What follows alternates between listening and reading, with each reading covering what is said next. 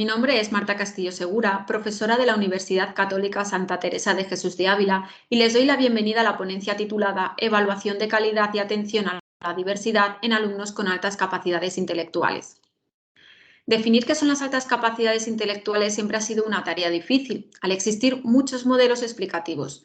Llegados a este punto, es de gran relevancia distinguir las altas capacidades intelectuales y el talento, ya que son dos conceptos indistintamente empleados cuando la realidad es que no tienen un significado similar. Las altas capacidades intelectuales se presentan en personas que cuentan con gran cantidad de aptitudes y además aprenden con gran rapidez, profundización y amplitud, pero además son capaces de resolver los problemas de distinta manera y de diversas maneras.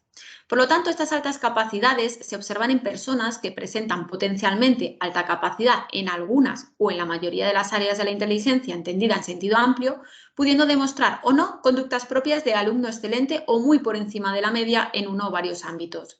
Es decir, como se puede observar, las altas capacidades intelectuales no consiste únicamente en tener un cociente intelectual elevado, sino también es requisito indispensable sobresalir en otras áreas. La característica principal de los alumnos con altas capacidades intelectuales es que no se produce un desarrollo igualitario en las áreas social, cognitiva, psicomotora y afectiva. Es decir, se observa que en una de estas áreas el alumno obtiene puntuaciones muy altas, mientras que en otras no tanto. Este alumnado presenta además asociados otras características llamativas como la disincronía y el efecto Pigmalión negativo. La disincronía puede darse a nivel escolar o social. El primer nivel tiene lugar cuando no hay correspondencia entre la capacidad intelectual y la dificultad de aprendizajes. El segundo nivel tiene cuando el alumno muestra una alta capacidad intelectual, pero se observan conductas infantiles no acorde a su inteligencia, pero sí a su edad cronológica. Por otro lado, el efecto Pigmalión negativo surge en el momento en que las personas que rodean al alumno no creen que cuenten con altas capacidades intelectuales. Por este motivo, se intenta que el alumno no destaque por encima y se camufle entre lo que se considera como una capacidad intelectual normal. Este obstáculo se da a nivel externo, ya que el alumno se adapta a las expectativas que tienen sobre él o sobre ella, y a nivel interno, cuando el alumno obvia sus propias capacidades al presentar una imagen negativa de sí mismo causado por el efecto externo. Este efecto Pigmalión puede superarse ofreciendo al alumno un ambiente tolerante donde demostrar las diferencias individuales en comparación con los demás y permitiendo que se relacione con otros niños con altas capacidades intelectuales para que se den cuenta de que sus capacidades no son raras, entre comillas, y que hay personas con su mismo talento. Por lo tanto, su identificación no debe limitarse únicamente a medir el cociente intelectual, sino que en ella entran otras variables como el ambiente, la cultura, las relaciones psicosociales, la motivación y sus emociones. Y luego tenemos el concepto a diferenciar que hemos indicado anteriormente, que es el talento. El talento tiene lugar cuando únicamente se destaca por encima de la media en un ámbito específico. La atención a la diversidad debe aplicarse desde los centros educativos para cubrir aquellas necesidades tanto educativas como sociales que demanden los alumnos, por lo que éste debe contar con un nivel de autonomía óptimo en el gobierno, en la organización y en el diseño curricular para adecuar la enseñanza a este alumnado. Las medidas de atención a la diversidad deben estar recogidas en las programaciones de aula, es decir, en un documento donde estén ubicadas las unidades didácticas que se llevarán a cabo a lo largo del curso académico. En ellas se deben planificar y distribuir los contenidos que van a adquirir los alumnos, las actividades y las evaluaciones. En los alumnos con altas capacidades intelectuales podemos aplicar tres tipos de medidas de atención a la diversidad: las ordinarias, las extraordinarias y las excepcionales. Las medidas de carácter ordinario prevén lograr en el alumnado la adquisición de los objetivos generales, modificando la dimensión organizativa y metodológica.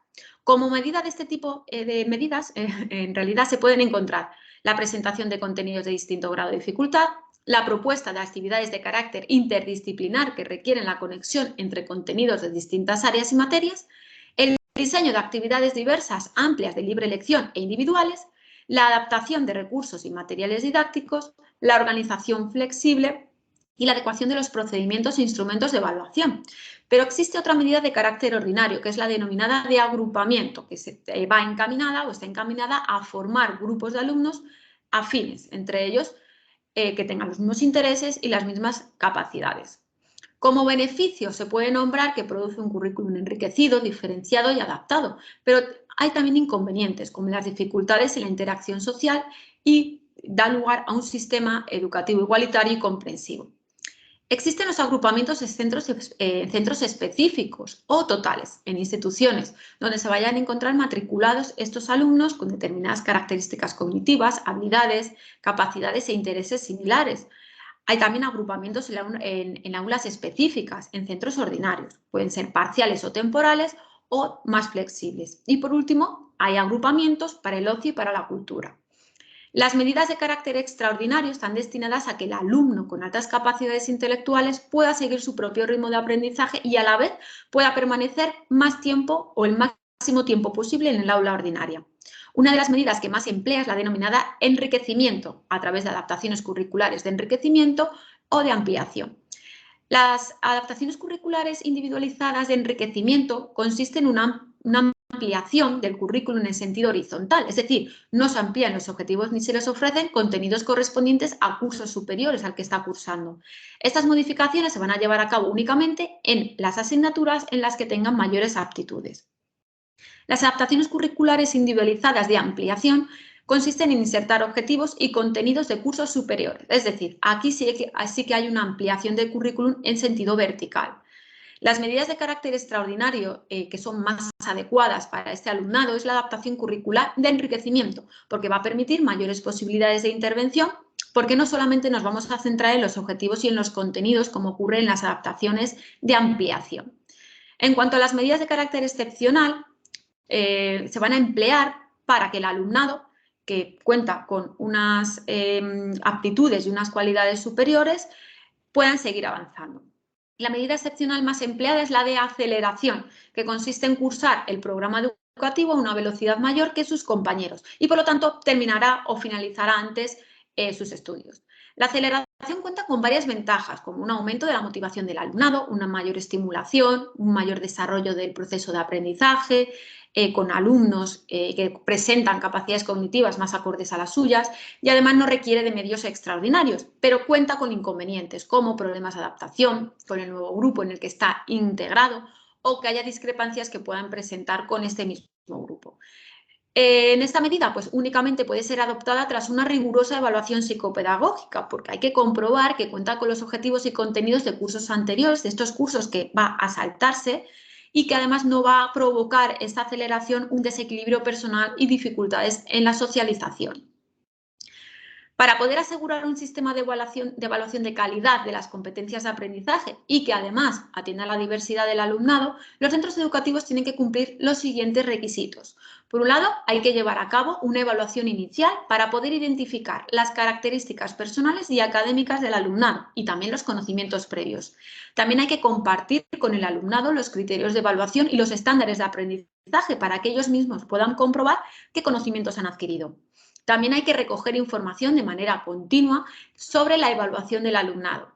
Hay que ofrecer feedback al alumnado sobre su evolución para que conozca qué debe cambiar y qué tiene que modificar para poder mejorar. Hay que tener presente a la hora de planificar la evaluación las medidas de atención a la diversidad, incluyendo actividades de ampliación y profundización. Emplear tanto técnicas como instrumentos de diversa tipología para poder comparar resultados y que los resultados que ellos obtengan sean los más realistas posibles. Y por último, hay que fomentar la autoevaluación para que logren autorregular el aprendizaje a través de métodos metacognitivos.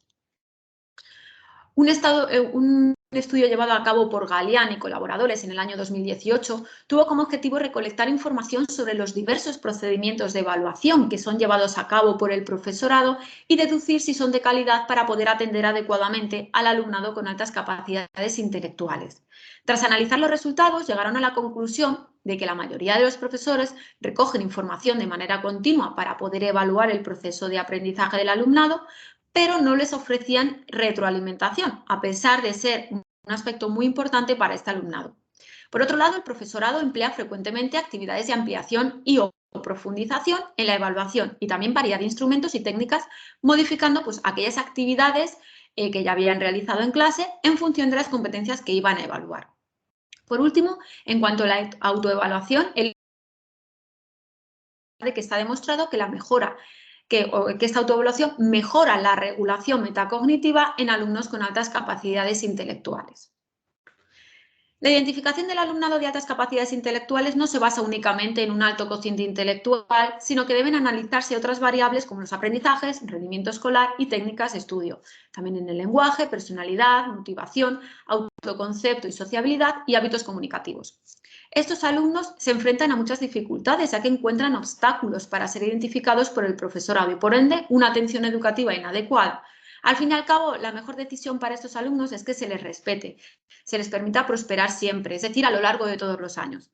Como se puede observar, queda un largo recorrido hasta lograr que todos los alumnos con altas capacidades intelectuales reciban una intervención acorde a sus necesidades educativas tras la evaluación. Es necesaria una mayor puesta en práctica de adaptaciones curriculares individualizadas. Como conclusión final, podemos decir que para lograr una adecuada inclusión del alumnado con altas capacidades se debe partir por mejorar los criterios de identificación, el intercambio de información con la familia y la formación permanente del profesorado para lograr la mejora en la identificación e intervención que tanto buscamos.